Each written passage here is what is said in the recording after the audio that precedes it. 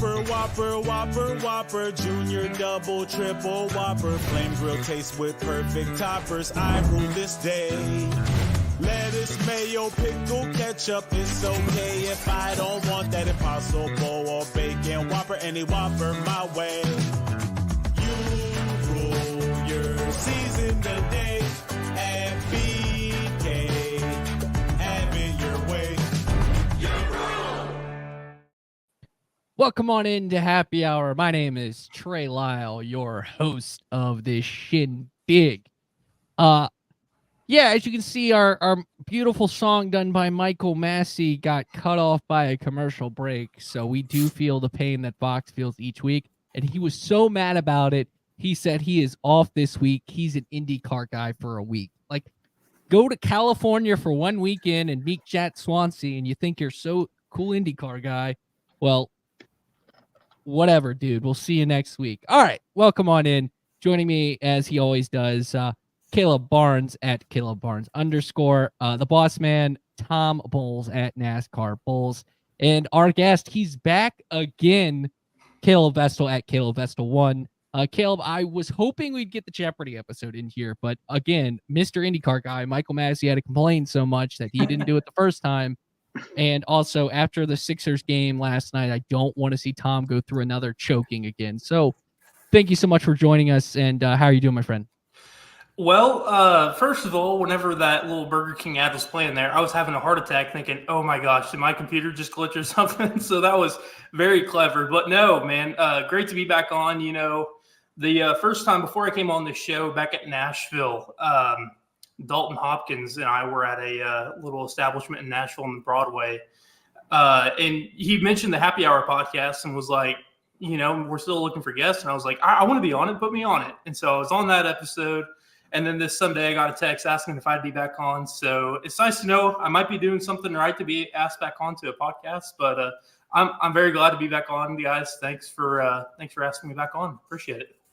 And I should give Kaleb the proper introduction. He is the senior staff writer for Speedway Digest.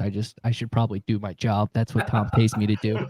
But let's dive right onto these topics. Let's get right onto it. Kaleb, as always, you get to go first, and you know, you light up the world. I just wanted you to know that, and you know, that's related, I guess, to what you want to do with all these tracks. Yeah, so, you know, coming out of Talladega, there's a lot of hot topics everyone's talking about, you know, the package, the fuel saving, scoring pylons of all things. But one thing I kind of wanted to talk about, why in the world in 2024 do we still have tracks with no lights with them? I know that's not really what everyone's talking about, but, you know, the threat of weather was this weekend at Talladega, you know, and how many times in the past couple of years have we had a Talladega race postponed to Monday just because of a rain shower after it gets done at like 3:30? And, you know, it takes so long to dry that track. I don't know. I just think this day and age, we should have some sort of lighting system for every track. There are 6 tracks currently on the Cup Series schedule that do not have lights. Michigan, New Hampshire, Dover, Talladega, Pocono, and Indy.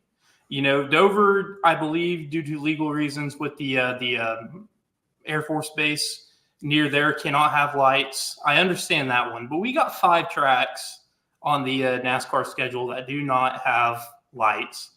And all of them in the past 10 years have had some sort of weather delay, either to postpone later that evening to barely getting in or postpone to Monday altogether. So I just think I'm glad that the race wasn't messed with on Sunday to be postponed to Monday, but that chance very well could have happened. And I'm tired of watching Monday races, man. I want to get the show in on the same day. I get to go now? Yes. I'm not sure, Trey. This is a whole professional show now with like a live audience, and we do. We got John here in the comments. Hey, John, how you doing, my friend? So leave your comments as throughout the show. We'll try to highlight them. But yes, John. I mean, yes, Tom. You can go. See, you're so nervous. I just popped in for the first time in like a month and a half. You know, you're so off your game. You're the scariest human being I know. So that's Yeah. I was the ref last night, afraid to call a foul. So I can't talk about it. We're not going to talk about it. Sixers going to win the series in 7. It's going to be fine. So Kaleb, welcome back. I think your topic's an interesting one. I think it ties into all the other things that are going on right now with these racetracks.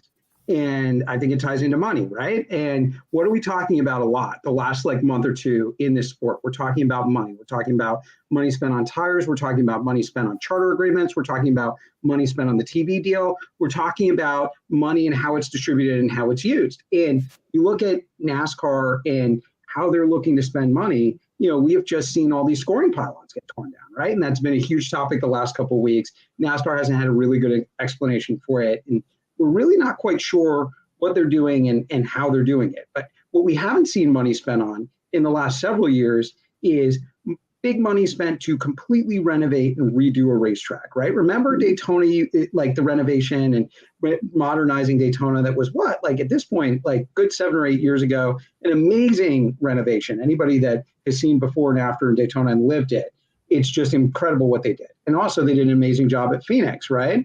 And, at the same time, there are all these other racetracks that need improvements, right? Talladega needs lights. I would argue, I wrote down those 6 racetracks. I thought that was really interesting. Michigan, New Hampshire, they don't have lights. Well, would you spend money on lights right now with them? I don't know if they're that much longer for this world. I don't know if either one is going to be on the schedule in 5 or 6 years, the way things are going. So that's 2 of the 6. Same with Dover. That's 3 of the 6.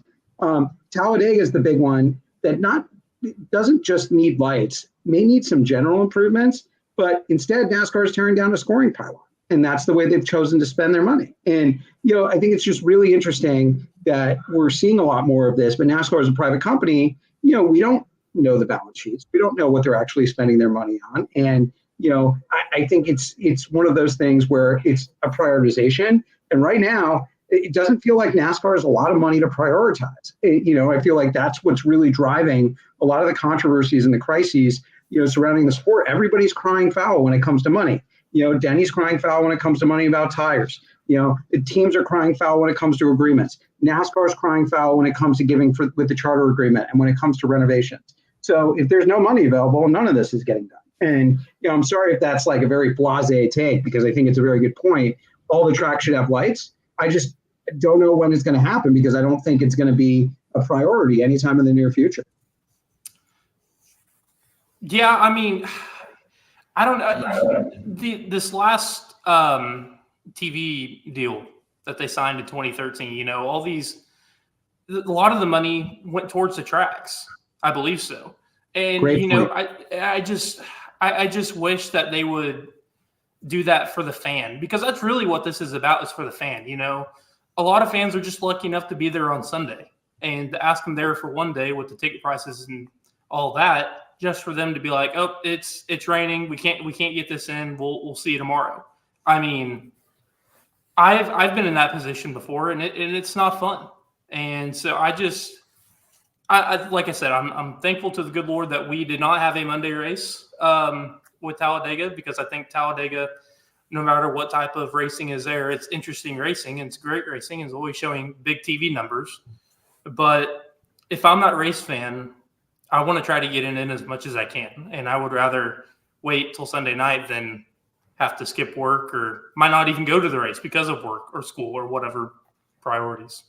Yeah, and a lot of those tracks you mentioned, Kaleb, were also, they only have one date a year. So it's kind of, again, balancing that. Do you want to spend all that money to put up lights just for your one race date? Talladega is the one that they have the 2 race dates. And the really unfair bit is that it seems like every time we go to those specific tracks, that's whenever we face rain. All these other tracks that have lights, it feels like perfect weather 90% of the time. And then we're heading to Talladega, we're heading to Dover, we're heading to New Hampshire, and there's rain in the forecast. And I don't have any wood to knock on. I think the weather for Dover is looking a little bit better this weekend. I think it is a lot to ask of those tracks that have one date, to ask them to put up lights, especially like Tom was mentioning, all the other things that need improvements within the facilities, within the venues. Hopefully NASCAR will put some money towards some of these other issues to get those fixed first, and then lights will start to come up with some more of these racetracks as well. Yeah, I think this introduces a whole new avenue and about, the debate on what these tracks are doing to invest for the fan service. We see some tracks like you bring up Indianapolis Motor Speedway, and I'm like, I don't need lights at Indianapolis Motor Speedway because like their biggest race of the year is not a NASCAR race, and it would just feel really weird to me if they ran it at night because of rain. That is true. Yeah.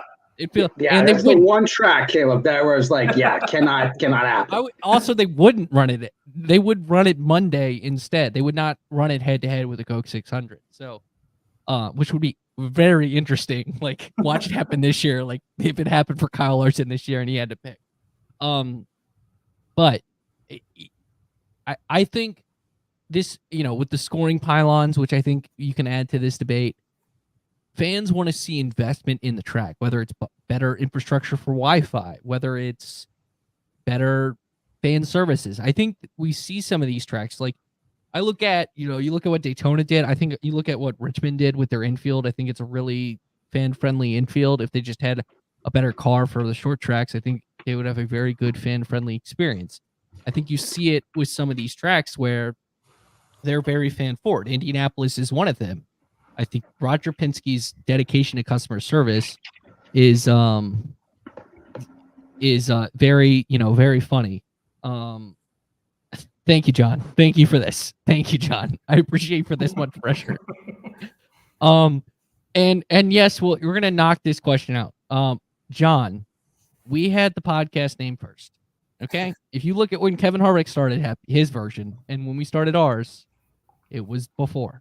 So he stole our idea. So how about you go ask Kevin Harvick about that, John? Okay, thank you. Luke in here, is talking about. He's thinking I wouldn't go this far, Luke, about NASCAR being dead, but definitely, I think showing some sort of investment for the fan. I think Talladega needs lights. I think that would be a simple that should happen. Michigan, like. If those tracks had assurances that they would get at least one date for years to come, I think then we would have to look at the lights debate, because I think Michigan is a really good track, and I think putting lights there would be, but it'd probably be just as expensive as doing it at Talladega because that's a 2-mile track. So it's definitely something to keep an eye on. Any last points with this one? Well, adding lights would also help Bob Pockris on Twitter whenever people are asking. It would. It would definitely. That's a good point, Caleb. All right, love the comments in love the action in the comment section in the front stretch garage, as we like to call it. Make sure you like the video, subscribe to wherever you're watching this, like our Facebook page, subscribe to the YouTube channel as well. But once again, John W, we have 2 Johns in the chat. Oh, both are John W. So John Ray, I think that's how you pronounce it. Kevin Harvick stole our idea. As you can go back and visit the episode where I said Kevin Harvick stole our idea. All right, let's move on to our next topic. All right, Tom, you were on top of the wild finish last at Talladega, and you wanted to highlight the driver that maybe made a little too many blocks late in that race that ultimately cost him a win. Yeah, I think I'm going to jump in and turn the drama notch from like a 5 to about like 100, because I really want to talk about Michael McDowell. And we're 10 races into the season already. People are talking about silly season. Some rumors broke this week about the potential future of JTG. People are talking about Stewart-Haas Racing. Well, Michael McDowell was one of the crown jewels of silly season last year, and Stewart-Haas Racing supposedly really wanted him. He ends up back at Front Row Motorsports. Front Row signs with, Penske support this year, high expectations for that program. And McDowell, speed-wise, has lived up to those expectations in one way. He's already got 2 poles this year, Front Row for the Daytona 500, and has shown a lot of speed. Now, you look at that last lap and how that played out, and you rewatch it. I don't necessarily think it's anybody's fault. McDowell is blocking like crazy, high, low, and came down low at just the wrong time. Keselowski was already on his inside, fighting for the win, and then he loses control, and then he crashes out. But you look at McDowell's year, he hasn't taken advantage of the opportunities that he's had at these pack races. Mechanical problem at Daytona. starts second, ends up 36th. Spins out in Atlanta. Remember that? He seemed to have the race in hand and the fastest car. Spun out with, heading to pit road, really cost himself track position and an opportunity there. And now this is the third pack race where he was in position to potentially be a contender, win the race, and he didn't cash in. Why I mention that is I think expectations went up for FRM this year. And McDowell turns 40. He's a great driver and one of the nicest guys in the garage area, but even he would be the one to tell you, at 40, you're not the easiest guy to sponsor. And what will happen at FRM if we get toward the summer here and McDowell is not cashing in and McDowell has not won a race? He was very big after the race to salute his crew and say that they have the speed, but his average finish this year is 23.9. That is the worst he's had, I think, in the last 5 years, maybe longer than that. And he's 26th in the point standings. We're 10 races in now. That's not an easy thing to climb out of, especially in a year that Hendrick and Gibbs are dominating and winning most of the races. So my point is, did McDowell reach an inflection point here at Talladega where we're going to look back in 3 months and go, this caused a domino to fall in silly season. This was his opportunity to make the playoffs, similar to what Suarez did in Atlanta. Quiet rumors about his ride being up, quiet rumors about him moving on. And would this potentially be a moment where it becomes a break and not a make for McDowell after all these years at front row? I can go first. All right. Yeah. So talk to me after the road courses. Like, we had one road course this year. The race he dominated the most in was the Indianapolis road course. Granted, that race isn't happening this year, but he was really good at Watkins Glen before, he had an issue. So could he win that race? Granted, that's in the playoffs this year, which I forget about. But Sonoma, he could have a really good showing there, and you still have Daytona in the pipeline. But I think the pressure has intensified at front row. So I agree with that point. And I think he possibly did throw away his best shot to win a race this year. However, are we taking a team, like, there's still a team that has to, they've never had this much support really before. And so that is a really big adjustment to be in quote unquote faster cars. And while having speed in a one lap is great, the reason that, distinguishes having that speed over a course for a race. And I still think he's never really had a car that's shown that type of speed, whether outside of the Indy road course race and maybe a super speedway, which is a little different.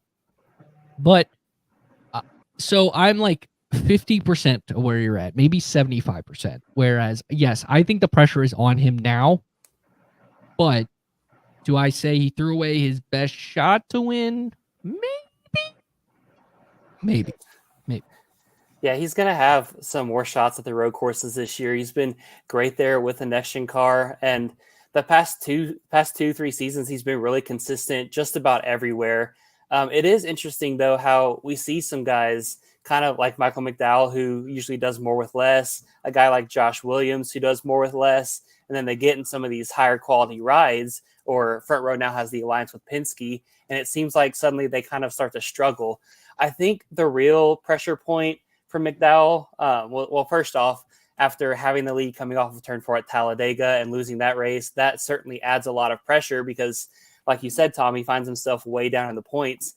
But I think the other pressure is that McDowell's been the guy for Front Row for the past few years, but Todd Gilliland has really stepped it up the end of last year and then the start of this year. I mean, he's leading all these laps. He's consistently running inside the top 15, even inside the top 10 for some of these races.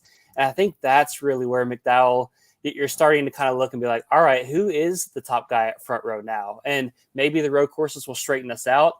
But Todd Gilliland was right there with McDowell last year on the road courses as well. And he's learning. And I believe he made a statement this week as well that he wants to be that top guy at Front Row. So I think that's where the pressure is really starting to be applied to Michael McDowell. Yeah, I mean, isn't it funny because, just a couple years ago, if he was finishing inside the top 20, we were all thinking that was a really good day. And now he's contending for wins. I mean, really, he's a threat at the super speedways and he's a threat at the road courses.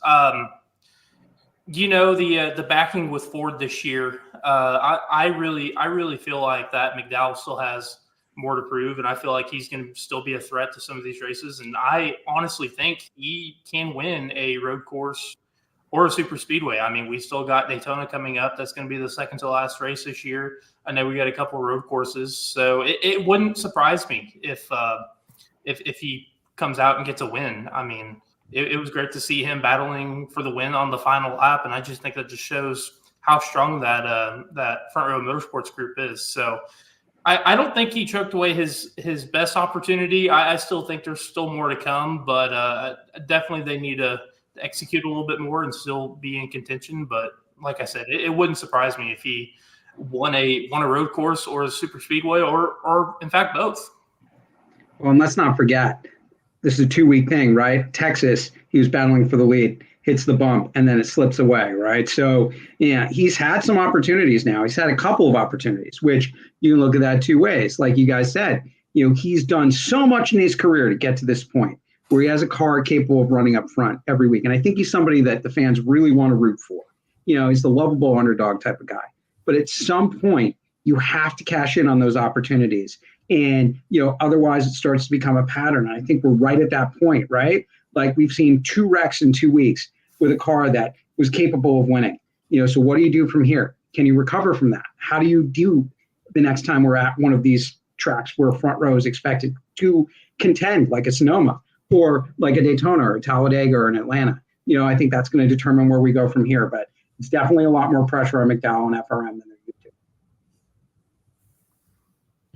Yeah, absolutely. Good topic there by Tom. All right, let's move to our next topic. We're chugging along here, and our topic is half throttle and full commercials. Well, we already gave you the commercial at the start of the show. If you haven't seen that yet, go back and watch it on our YouTube channel, youtube.com/frontstretch. If you are watching on YouTube, subscribe, hit that like button for us. If you're watching on Facebook, make sure you like the page, leave a comment, say you're here, say hello, say what your thoughts are throughout this. But I mentioned the half throttle. There was a lot of fuel saving at Daytona and now at Talladega. And so Kaleb with the C, because we have 2 Kalebs here, so I have to be clear here. You wanted to touch on that. Yeah, let's talk the racing product at the super speedways. So Atlanta has kind of taken over this new dynamic of super speedway racing. It's been great. We haven't seen the fuel saving stuff as much there, but Daytona, we saw a little bit of fuel saving in the 500 this year and how slow they were running. But then with Daytona being a little bit more narrow and the handling mattering a little bit more, we still see the guys get pretty aggressive with pushes and see the lines move back and forth. But Talladega, we see these guys saving fuel, and that seems to be the most interesting part of the race, where they're going 3 wide, they're going to the front, and then they're just kind of stopping and saving fuel and hoping they can maintain that track position. Because once they make their stops and get filled up and they decide to go, they can't go anywhere. They're stuck in the 2x2 lines. So is this fuel saving, is this good for the super speedway racing because it's causing this 3 wide action that we see, or is it bad for the super speedway racing because these guys aren't really racing and instead they're just riding? What do you guys think?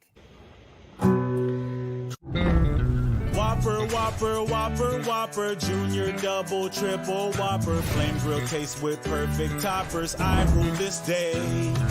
Lettuce, mayo, pickle, ketchup, it's okay if I don't want that Impossible or bacon Whopper, any Whopper my way. You rule your season today at BK. Have it your way.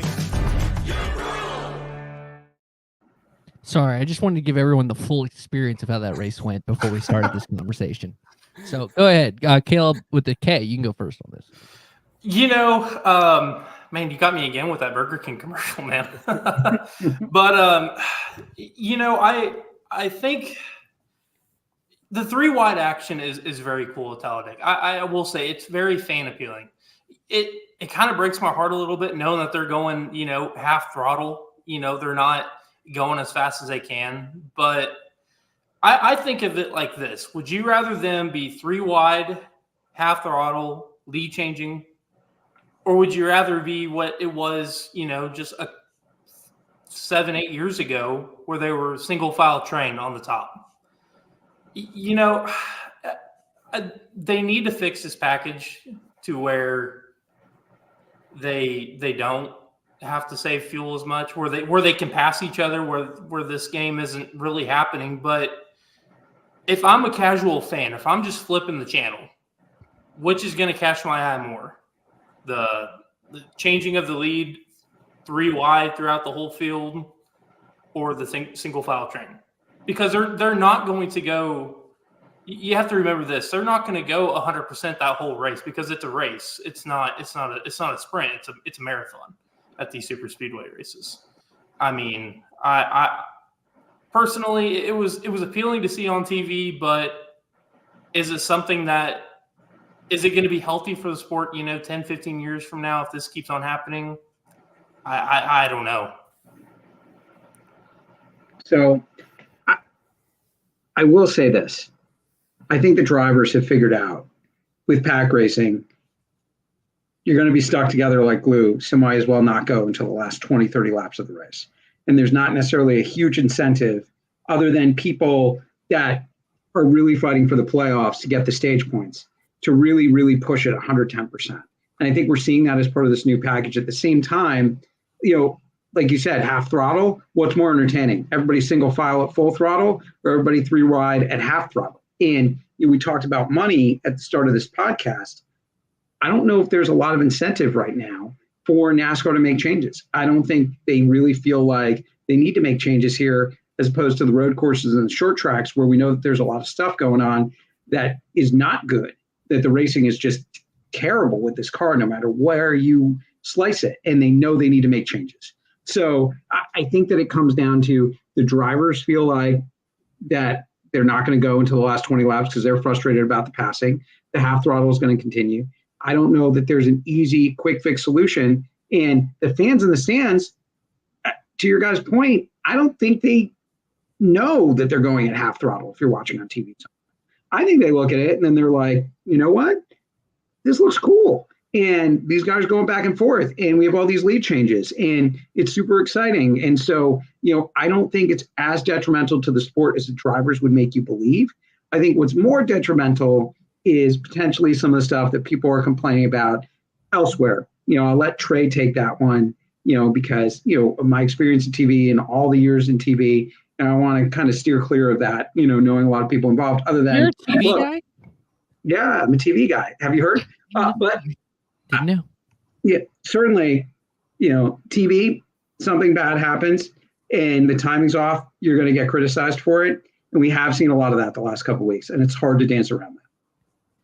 Yeah, so we've had, obviously, I feel like, Artie Kepner giving his time to us on this podcast has made me kind of feel weird criticizing Fox, because once you know the guy, it's hard to be mad at him. It's hard to be and I made a joke at the start of this, and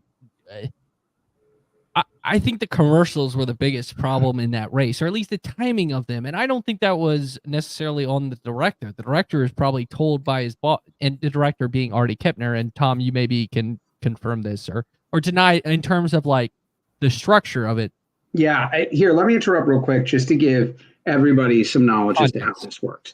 When you're counting down to break, there's somebody that's an associate director in the truck. And what the associate director does is help make the decision of, okay, this is a window in which we are going to break, and helps confirm with whoever master control is that they're going to break, that the decision has been made that they're going to go to break. And then once, the decision's been made, the producer may say, we're going to break. It just depends on the sport and the situation, right? For example, college basketball, there are media timeouts under 16 minutes, under 12, under 8, under 4 in the first half. It is very clear when those breaks are going to be. The first stoppage of play under 16 minutes in the first half, you're going to break. That the associate director is talking to somebody on the court that confirms that you're going to go to commercial break, and then you count down to break, and then you have your official break. There are X number of breaks that you need to get in over the course of a broadcast. Some of those may be side-by-side breaks where you're going to see action alongside. But no, in real time, Artie's not the one making that decision. It's going to be somebody else in the truck. Yeah, and so I saw some shots at like fire Artie Kempner, and I was like, please, no, we should not say someone should get fired. I mean, maybe me after you hear me do this podcast, but I get that because I have to hear my voice every day. But thank you for that, Tom. That's when you jump in and be like, you're the best. And silence is deafening, isn't it, Trey? Yeah. It's wow, you're making you more and more nervous as the podcast goes on. All I need is to bring Nolan in here, and then that'll really split. Well, he tried to get us kicked off of YouTube last week with the way he displayed his fingers. So let's not get him back in here. But as for Fox and as for the half throttle, so like I'd rather have the half throttle because the engineering has gotten better in the sport, and so they've engineered a way to make the racing more efficient. I just don't think you're going to get rid of it. And it is not ideal, but like from a TV point of view, unless you have a car that's going 100, like all out, it's kind of hard not to like tell sometimes. But you still get the 2x2 and 3x3. It's when, there's key moments in the race and you have a commercial, whereas like you could, and I know you only have a set amount of side-by-sides and a set amount of, it just feels like Fox has not gotten into flow this season. And from a broadcast point of view, and as someone who went to school for it, has been on that side, not as much as Emmy Award winning Tom Bowles. It's definitely something that it's just it seems off, because I know Artie Kempner can deliver great sports products. Like if we want to talk about the director at Fox, like he's really good at his job, whether it was NASCAR, whether it's the NFL. Like Fox let's put it this way. If Fox did not believe in Artie Kempner, they wouldn't have him on their NFL coverage, because screw what they give to NASCAR. They give 20 times more to the NFL, and they have 20 times more viewership because it's the NFL. So I think they just, for whatever reason, you want to talk about this being a quote unquote team. This is a team having a bad year, and they have not gotten in a rhythm offensively, if you want to, use some more sports terms here. And you see it in the broadcast. And that's the part I would take away more than the half throttle stuff, because I just don't think that can change. And I know we're kind of manipulating Kaleb's topic here, but we're trying to cover as much information as we can. I think that's really well said. Really well said. And I think that's very fair. And, all I can say is, when you're in, yeah.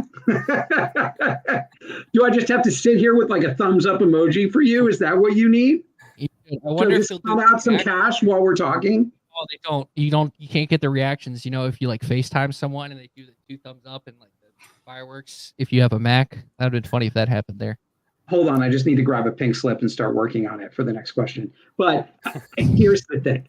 When you are in a truck, motorsports broadcast of all the different sports I've worked in, is the broadcast with the most pieces and where every single thing needs to go right, even more than an NFL broadcast, in my opinion. I've done NFL broadcasts.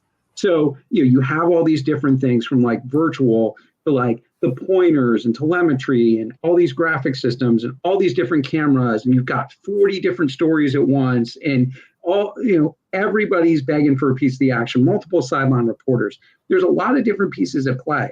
So it's really, really, really hard.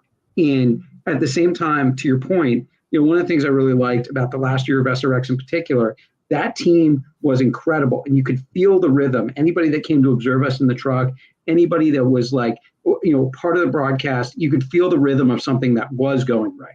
You knew in that broadcast that it was going right. And everybody was working as a team, and you move seamlessly from one object to the next.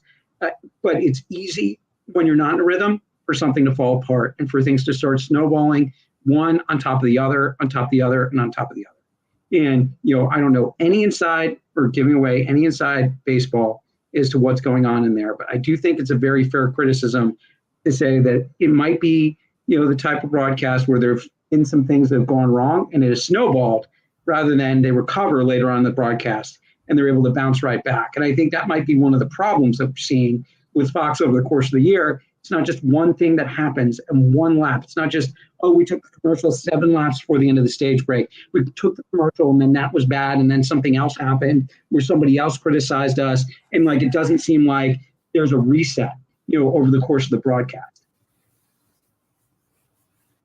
Kaleb, y'all can talk. Sorry, we're just dominating this conversation.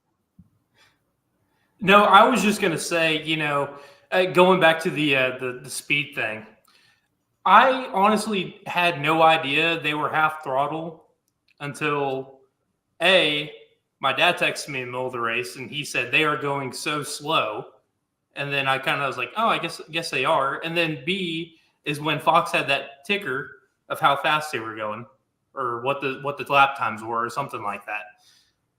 No matter if it's 196, 206, or 176, it's still fast. I mean, like I said, is it something I want to? I'm curious to see what that'll do to the future. If they can fix that, but really, it's not that big of a deal. Like in my opinion, I don't think it's as detrimental as people are saying it to be. I'll jump in and comment on the Fox stuff real quick, and then switch back and ask another question. But I know Fox is getting a lot of the heat because they've started off the season, and super speedway races especially seem to have a lot of these moments because of how action-packed they are. But I wonder what NBC will be like this year as they are kind of moving on without Dale Jr. And I wonder if like that we'll start to see some big changes in their broadcast structure as well, and if people will be receptive to that or a little less so. But one more thing, back to the side-by-side racing and all of that.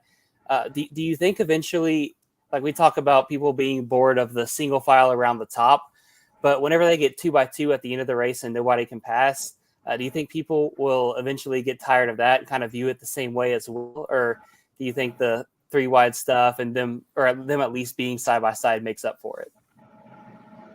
We'll see. But Will, you don't say that's why he was on DBC last year. You say that's why he was on Happy Hour last year. Come on, Will. Come on, Will. Come on, my man. Thank you for leaving a comment, though. We appreciate it. Possibly. I've gotten a little bored of it, the side-by-side with nothing, like, really happening, because, like, I remember where you can manipulate, you can, like, if you watch, like, if you go back, if, like, you go on NASCAR Classics and watch a early 2000s, mid-2000s Daytona or Talladega where you see a Dale Jr. just, like, slicing and dicing through the field, you're like, this is awesome. And then you go watch Talladega and you're like, why is anyone not doing that? So I think personally, like, has the super speedway racing gotten worse in this car? Yes, undoubtedly. Will it get better? I'm not sure. Yeah, I think that's one of the things is, will it get better? And look, I agree with the Kalebs. I don't think the half throttle thing is as detrimental to the sport as, a long-term problem with the TV broadcast, whatever that problem may be, whether there is a problem or not. But at the same time, I just looked at the Talladega ratings. They happen to be down 7% from last year. It's only the second of 9 races or 10 races to decline from last year. Did it also go to head-to-head with the playoffs? Like, this was the opening week in the NBA play in NBA. Right. So I think that it's fair to say that it was going to decline. So. Is it keeping people from watching? You guys may criticize, we see this a lot of times with announcers. People may say, oh, I don't like announcer A, and I get so annoyed when he's on, and maybe I listen to the radio and have the TV muted, but you're still watching and you're still registered as a viewer. And at the end of the day, the executives and the people at the tip top, if the ratings are good, is anything really going to happen? I think NBC is a worry because NBC is cutting costs, it seems, and they're very open about it because they're going after the NBA and using every single dime that they have to push that NBA contract, because that bidding war is about to step up considerably. And I think that's part of the reason why they took their last 8 Xfinity races and they're like, you know what? We're not going to do this in the next contract. Let's get out of it early. You know what?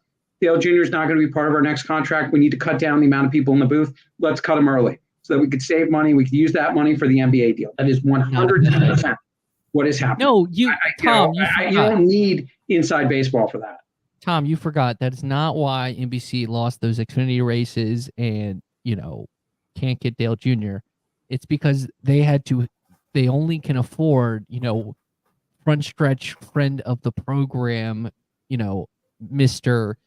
John Newby. Come on. That's why. You had to pay him the big bucks. I forgot. John Newby's contract was so huge that certain things had to go. They had to pay certain him things so had much to go. Yep. That NBC couldn't afford Dale Jr. And you know what? It's a risk I'm worth taking, because John Newby will come on this podcast and Dale Jr. won't. So how about that? But Will, we never thought this was negative. I want to point that out, but we appreciate your comment, my friend. Thank you for leaving a comment. All right. One last topic. So a goat was in victory lane someone's goat was in victory lane on Sunday. Because we can get into that debate, but not here. Because the guy who I thought was the GOAT played basketball last night in Denver and was on the Lakers. But one of the most iconic basketball players, one of the most iconic sports figures is Michael Jordan. That is undoubtedly. You had the Jordan brand car in victory lane with Michael Jordan. You had the coolest, one of the coolest moments I think I've ever seen watching NASCAR races is Jordan genuinely happy holding Bo Reddick. That is as cool as possible, as my mom is calling me right now, folks. So hopefully I'm still here, right? Okay, we're good. I can't believe she knows I go live at this time every week, and I don't know why she decided to call me right now. But Bo Reddick. This is the type of stuff you don't get on Kevin Harvick's Happy Hour. There you go. Bo Reddick getting held by Michael Jordan, and then you saw the outpouring of support, whether it was Michael Wilbon at PTI, which is maybe the most iconic daytime sports show we have. You got Irving Magic Johnson with his tweets. He tweets about it, but overall, I don't want to talk about the impact of Michael Jordan just being in the sport and the Jordan brand car, but his passion is clearly displayed. And you see the same, you can say a similar story about Brad Daugherty, which Brad Daugherty was a teammate with Michael Jordan at North Carolina. He was the number 1 overall pick. He is a very, very, very, very, very, very good basketball player and a very credentialed basketball player as well. But having Michael, Jeffrey, jokes aside, Jordan finished first and LeBron finished second in that race because Brad Keselowski, because of the Fenway Sports Group. Ha, ha, ha, ha, ha. But overall, let's get to my question because I got a little ranty there. But Michael Jordan, his passion for the sport, and how much of an impact do you think that's going to create in the long term for NASCAR? Long term, it's going to have a great impact. I know some people we just talked about Fox. Some people were upset about them not showing the crash, but I was so glad that they were showing some of Michael Jordan's reactions there on pit road. And we have an even better reaction from front stretch of Michael Jordan celebrating underneath the pit box. I know, it would have been great to see, at Martinsville, when they had the camera on Jordan, the whole last 100 laps when Hendrick was dominating, I would love to see them have a camera on Michael Jordan just about any time he's at the racetrack. I know some people probably would hate that, but getting those reactions from, again, one of the GOATs of basketball is a huge thing. But whenever on the Pardon the Interruption clip, they mentioned how Brad Daugherty, how Michael Jordan, how those guys they're from North Carolina. And it kind of made it sound like NASCAR is this North Carolina centric thing. And so I think the longer MJ is involved, the more hopefully NASCAR can lean into it and help bring this passion for racing that these guys have from North Carolina and bring that passion to other basketball fans, to other NBA fans around the country. Because, it's showing these other professional athletes, and then we've even had other guys from different sports as well kind of throw a little bit of money into NASCAR. But I do think the longer MJ is involved, the better it will be for NASCAR. I just hope they're able to find a way to lean into it and to kind of help that spread just a little bit quicker. Yeah, it is so cool that Michael is not just slap my name, slap my logo on the car, and take my money. Like Dan Marino's team comes to mind. He wasn't involved. Or the money team? Or Floyd Mayweather. It is so cool that this worldwide known athlete. I was not I wasn't alive during his time in the NBA. And, I didn't really grow up. I knew who Michael Jordan was, but I didn't really follow the NBA. And when The Last Dance came out and I watched that, this guy hates losing more than he loves winning. And so to have him in our sport, this worldwide known athlete in our sport, and not only watch, the cup races and be involved, this guy watches truck racing. I think it was the teardown with Jeff Gluck and Jordan Bianchi. That one of them mentioned that he watches the truck series, the Xfinity series, and is so into this sport and is so wanting to put his money towards the sport and be a winner in this sport. We are so lucky as a sport to have that. He ignored the opening of the NBA playoffs to come to Talladega. Think about that. I know he doesn't own a team anymore and his team is not in it. And if 2311 had the success the Charlotte Hornets have, be scary for 2311 in a bad way. I'm not here to criticize Michael Jordan as a owner of a basketball team, but he's already maybe had more success as an owner of a cup team. But it shows how much he loves this, and you need passionate ownership like that. That's what I think the fusion of Brad and RFK did. And I'm not here to say Jack Roush wasn't passionate about race cars, but I just think, as he got older, the infusion of passion just can't be as displayed as much. You see it with, I think Hendrick had a little bit of a bump with the infusion of Jeff Gordon to some degree.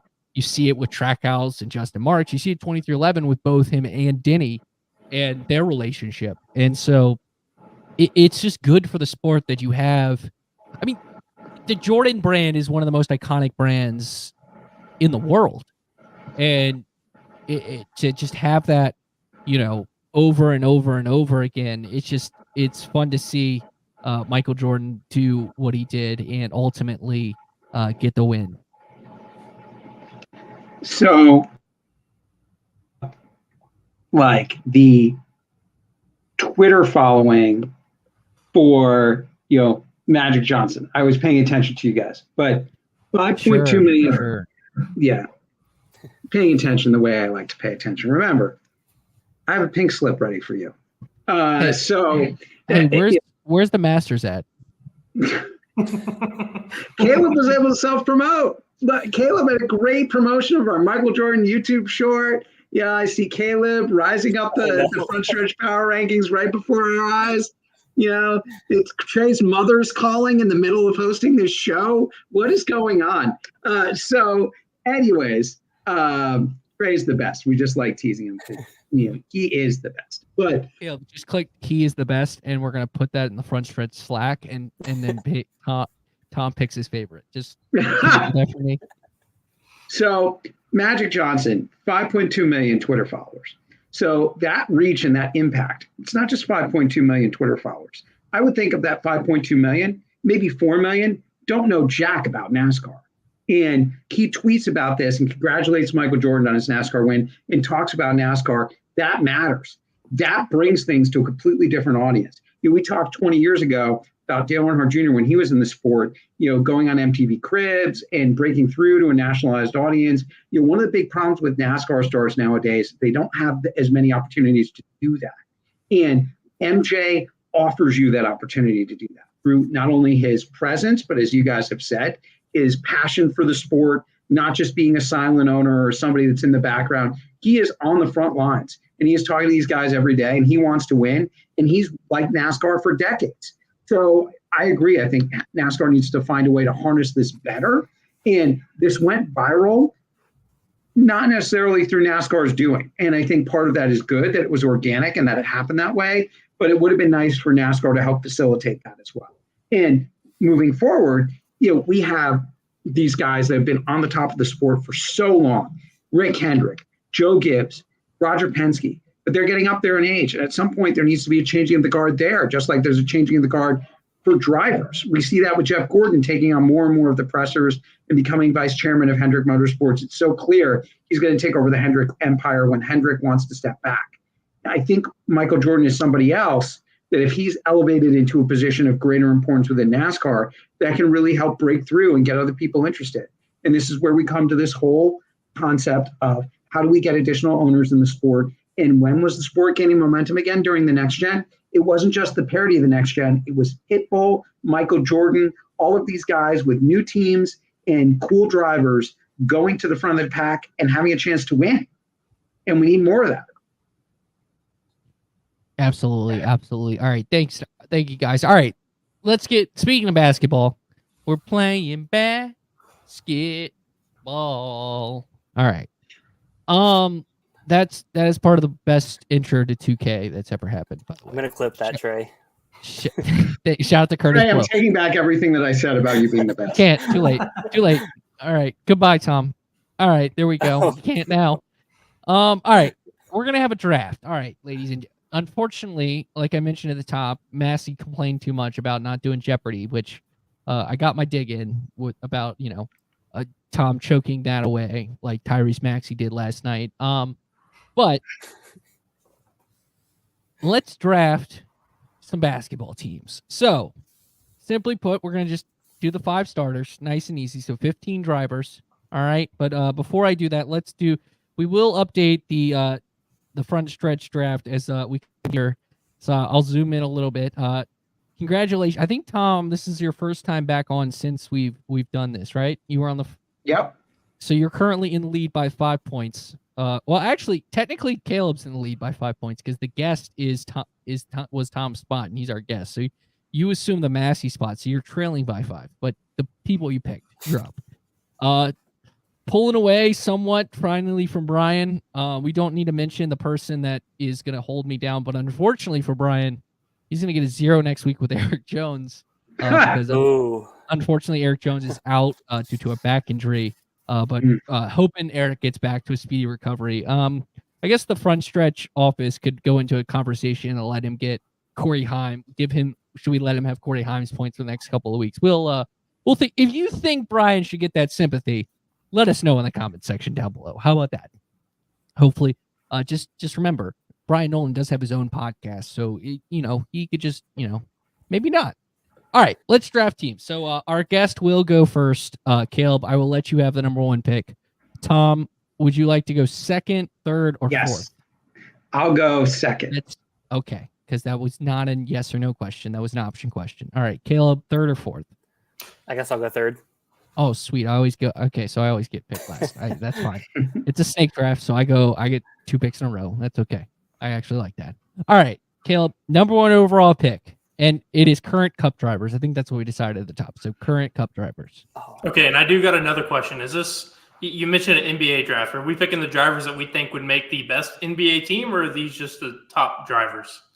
Best team. This is a basketball team. This is not the best drivers in the sport. Okay. No. This is because Jordan won. We're making a basketball team. Let's be clear here. Yes. That's not fun. Just drafting a team. We could do the best football team, but that would be way too many rounds because the NFL drafts this week. But I figured Jordan won. The draft is this week. You kind of blend those together. We're making the best basketball teams. Okay, sounds good. Well, I'm going to pick the co-owner of the team that won this weekend, and I'm going to go Denny Hamlin. I feel like Jordan maybe taught him some lessons on how to play hoops. So I'm going to go Hamlin. Didn't he have his own basketball league for a while? Yeah. I think he still does. So that's how he hurt himself one time. All right. Tom, you're second. Yeah, I'm going to also stay in that same realm. Somebody else is a big part of Denny's basketball league, Bubba Wallace.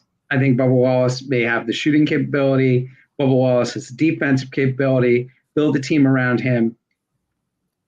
I'm going to go with Bubba. Interesting. All right.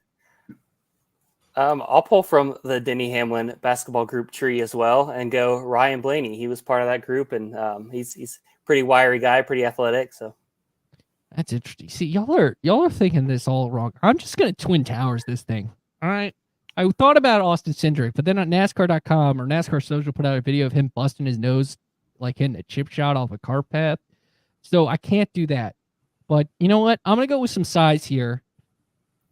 And some beef. So my starting center is Todd Gilliland. All right, let's Twin Towers. I'm about to turn Todd Gilliland into Zach Edey, ladies and gentlemen. All right, he's going to carry me throughout the regular season. He might choke in the playoffs, but I'm at least going to get to the Final Four. So that's my goal there. Todd Gilliland, and then like I mentioned, I'm Twin Towersing this thing, so I'm going Carson Hocevar. Well, I'll go small ball for some guys that are going to shoot and take Austin Dillon in Denny's league. I saw this stat earlier today. He dropped 31 in 2 games. So I'm going to take Austin Dillon. Y'all actually did research for this. I'm proud of you because I didn't. What's even worse is I had Austin. I'm so mad. Oh, I'm the starting 5. I got my pick taken. Now I got to do more research. That's who I had. I was like, oh, Austin would be a great shooting guard. Kaleb. So I'm going to go with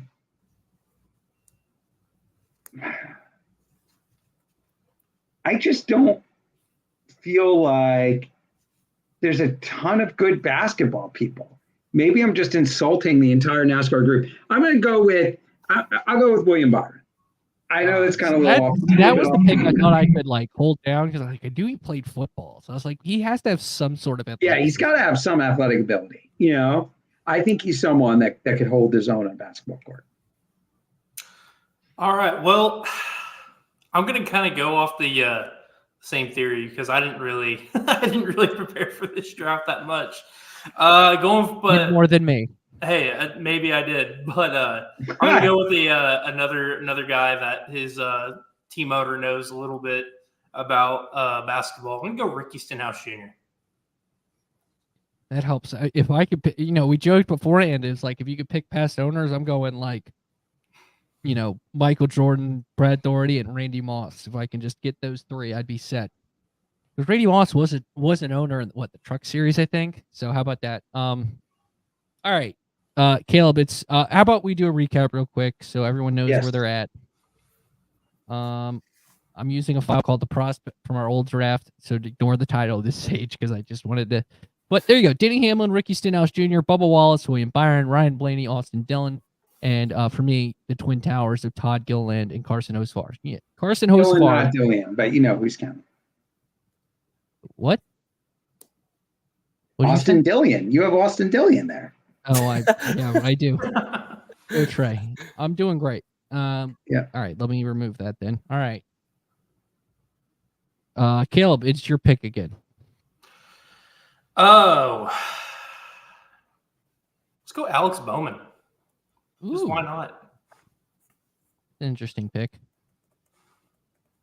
I don't really have a rhyme or reason for it, but just something about him, man. Let's just go for it. You like his tenacity, his grit? Right. Slap the floor kind of guy, you think? Tom, you're up. I think my team needs a bruiser, and there's no better bruiser than Corey LaJoie. I think adding Corey, you got somebody that's not going to take any you-know-what and add some character and chemistry to the team.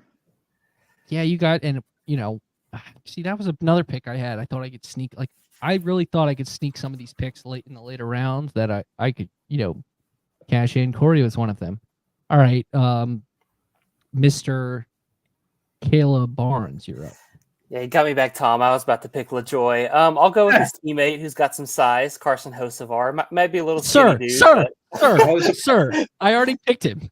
Oh, I thought you picked I picked right. I went Twin Towers, sir. Okay. I'm telling you, I'm going to sit in the paint. Well, y'all aren't getting any layups. No layups. How about this? This guy, self-described bull in a china shop on the I don't recommend, court. wait a minute. I don't recommend picking the other teammate as someone who may or may not have drafted him in another draft. Just want to point that out. I feel like he's a sit in the corner and shoot a 3 type of guy. But since I can't pick Hocevar, I will go with, he's made a few cup starts this year. Ty Dillon, the other Dillon brother. He was also in Denny's basketball league. So you're going Blaney and the Dillons. Okay, interesting. All right, my pick. You know what? I'm going more size, and I think, Australia typically has a really good basketball program. I'm gonna go SVG. Give me some more. I'm just gonna throw length at you. You know what? If you're an ACC fan, you know what Florida State does? They throw a bunch of 6'7" dudes at you. I'm about to Leonard Hamilton y'all to death. So give me SVG. I'm telling you, it's gonna work. It's gonna work. I'm just throwing a bunch of size. I'm gonna sit in the paint. Y'all ain't getting anything up. All right, that's what I'm doing. I'm throwing SVG at you. All right, so my pick again. I really should look at the Denny Basketball League for this. You know what?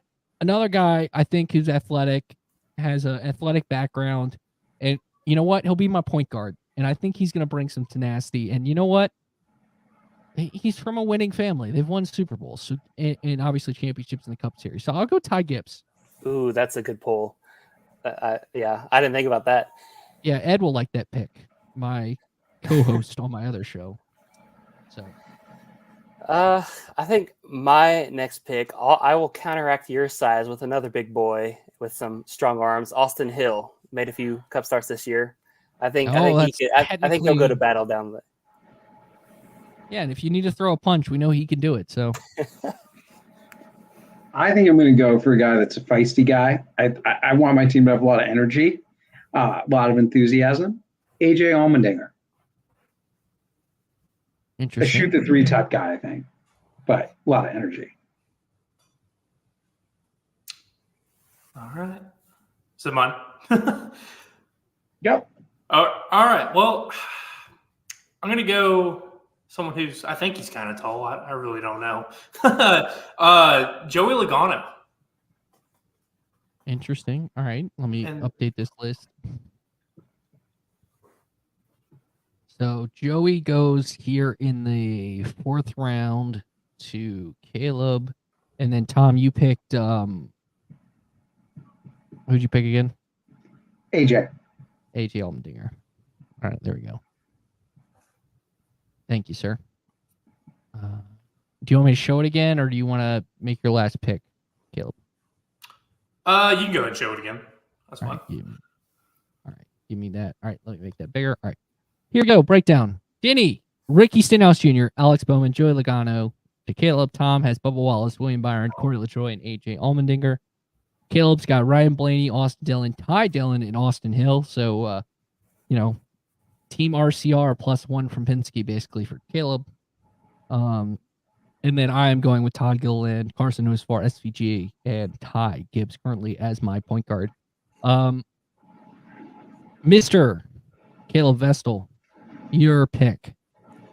All right. Well, I'm going to go with my final pick. I'm going to go with a guy that, he's won just about everything he's ever done. So I'm going to hope that he can win on the basketball court. Give me Kyle Larson.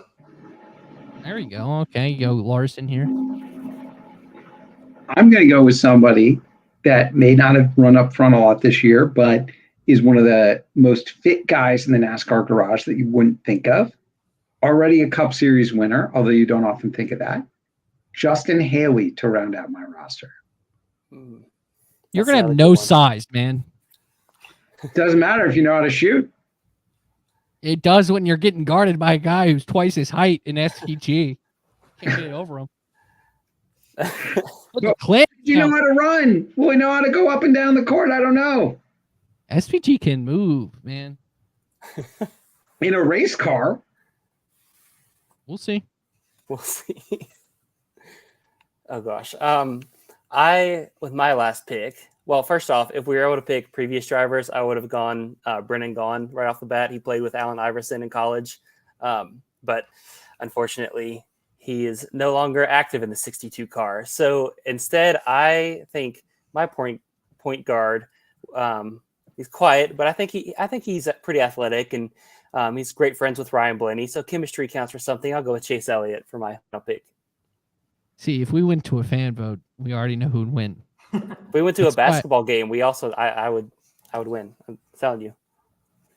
I don't know. See, he's a Georgia guy, so he likes baseball and football more. Yeah, maybe. You don't see him at Hawks games. All right, my last pick. See, this is interesting here. I could go with Ross Chastain. Maybe he's farmer strong and keep with the kind of size thing.